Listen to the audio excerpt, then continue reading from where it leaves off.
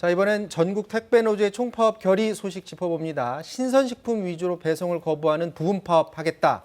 이렇게 오늘 오전에 발표를 했는데요. 자세한 소식 최영일 시사평론가와 알아보도록 하겠습니다. 안녕하십니까? 안녕하세요. 자, 먼저 택배노조 파업 결의 배경부터 좀 살펴봐야 될 것 같은데요. 아파트에서 지상으로 그 택배 배달원들이 다니지 못하도록 그렇게 했던 일이 있었는데 먼저 기억을 하시겠지만 관련 영상 잠깐 보고 오도록 하겠습니다.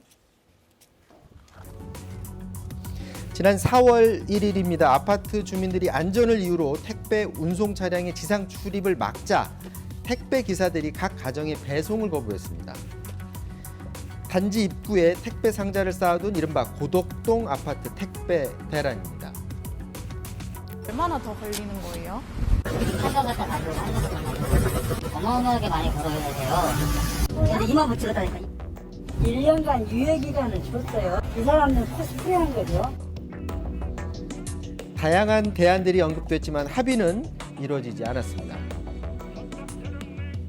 단지 내에 진입을 허용하되 차량 이동 속도를 현저하게 줄일 수 있도록 하는 안전장치를 마련한다거나 아니면 단지 내 곳곳에 택배 물품 보관소 같은 스팟을 여러 군데 만들어서 아이들이 좀 많이 사는 아파트이다 보니까 지상에 택배 차량이 다니는 게 좀 위험할 수도 있겠다. 개인적으로 부담을 그래도 할 수 있지 않을까 생각을 해요. 네, 결국 오늘 택배노조가 총파업 투표를 했고 77% 찬성으로 통과가 됐다라고 합니다. 전체 택배 물량의 10% 남짓한 생물 위주로 배송을 거부하는 파업 전술입니다. 생물은 당일 배송을 해야 되는 것이기 때문에 택배사들의 부담을 주는 파업 전술이다. 자, 파업을 한다라고 하는데 전체 그 택배 노동자는 어느 정도나 파업에 참여를 하게 되는 겁니까? 네, 그러니까 6,404명이 조합원이에요. 조합원만. 네, 이 중에 90%가 투표에 참여를 했고 77%가 찬성을 했으니까 가결이 됐죠.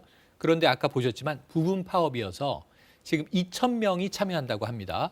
그리고 모든 택배 물품에 대해서가 아니라 우선 생물, 신선식품 중심으로 10% 정도 물동량을 잡았고요. 그리고 이 조합원들이 주로 가입돼 있는 지역이 남쪽입니다. 광주, 울산, 경남, 창원 이 지역의 택배가 시작이 된다면 차질을 빚게 될 텐데 아직 시기는 정하지 않았습니다. 지금 뭐 자막에 전체 물동량의 10%라고 했는데 저게 좀 오해를 하면 안 될 게 노조에 가입한 사람은 6,400이라고 그랬잖아요. 네. 실제 택배하는 사람은 훨씬 많기 훨씬 때문에 많습니다. 업체도 많고 전체 물동량의 10%는 아닌 거예요. 국내 전체 물동량의 10%가 아니라 노조가 다루는 물량의 10%가 되겠습니다. 네, 자 택배 노동자들이 그만큼 업무가 과로가 심하다는 거 아니에요? 그렇죠. 예를 들어서 아파트 진입하는 걸 막아놓기 때문에 그렇죠. 얼마나 더 그러면 늘어났습니까? 지금 하고 있는 것에서 문제가 발생한 게 아니라 4월 1일 고덕동 아파트 사태로부터 비롯됐단 말이에요.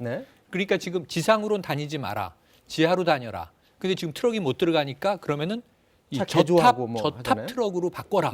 그럼 여기는 이 사람이 기어 들어가서 물건을 꺼내와야 되기 때문에 근골격계에 상당한 부담이 가서 지금 대부분의 택배 기사들이 9가지 종류의 근골격계 질환들에 대부분 해당이 된다는 게 노조의 이야기거든요. 그리고 앞으로 만약에 이게 트럭이 아파트 안으로 들어가지 못하면 문 밖에 세워두고 수레로 끌어야 되잖아요.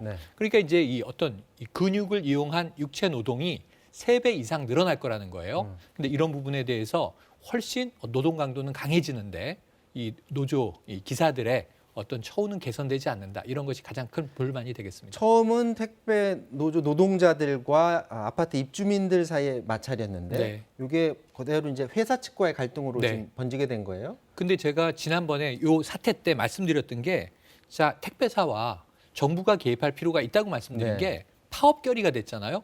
우리가 하는 대부분의 파업은 노사 갈등입니다. 근데 지금 이 양상이 노소 갈등이에요. 그러니까 이거 노조, 택배 기사들과 소비자의 직접 충돌로 벌어져 있어요. 근데 그 사이에 돈은 누가 버나요? 회사가 벌지 않습니까? 그러니까 제가 보기에는 노조의 지금 이 상황은 너무 당연해 보이는 게 자, 소비자와 우리는 싸우고 싶지 않다. 호소문을 붙였는데 고소를 당해요. 그래서 이런 부분에 있어서는 사측에 우리의 모든 어떤 통로를 일원화하겠다라는 전략으로 바꿨고요. 이 회사가 개입하는 것이 마땅해 보입니다. 회사 측 입장은 지금 어떻습니까? 회사 측 입장에서는 이 처음에는 이 4월 달에 사실은 회사가 입주자 회의와 좀 이야기를 풀어보려고 했어요. 네. 이때 노조가 막았었습니다. 왜냐하면 노조와 협의하지 않고 왜 사측이 바로 소비자와 이야기를 하느냐. 우리의 입장도 반영해달라 그랬는데 지금 회사 입장에서는 파업을 결의한 건 노조니까. 근데 이 지금 택배 기사들이 특수고용 노동자고 사실은 다 개인 사업자로 되어 있거든요. 이런 부분에서 회사는 책임을 최소화하고 싶은 상황으로 보여집니다. 이게 저 택배 노동자들과 그리고 뭐 이걸 서비스를 이용하는 이 네. 둘 간의 문제로만 넘겨서는 안 될 것 같은 게 네. 택배 통해서 얻는 이익의 상당수는 사실은 다 회사 측한테 넘어가지 않습니까? 쉽게 보면 저도 택배를 뭐 매일 받습니다만 기사분이 누가 와서 주는지가 아니라 어떤 땡땡 택배가 회사를 주느냐. 믿고 하죠. 네. 운송장도 회사에서 날아오지 기사분은 배송을 완료했습니다 하고 사진은 알려주시기도 해요. 문 앞에 놨습니다 하는 문자도 주세요. 하지만 그 기사분은 사실 저에겐 익명의 대상이고 저는 회사를 보고 물건을 받는 것이다. 온라인 쇼핑몰일 수도 있고요. 그것이. 그래서 회사의 역할은 명확하고 돈도 수익도 회사가 내기 때문에 여기에 대해서는 회사의 책임은 분명히 있어 보입니다.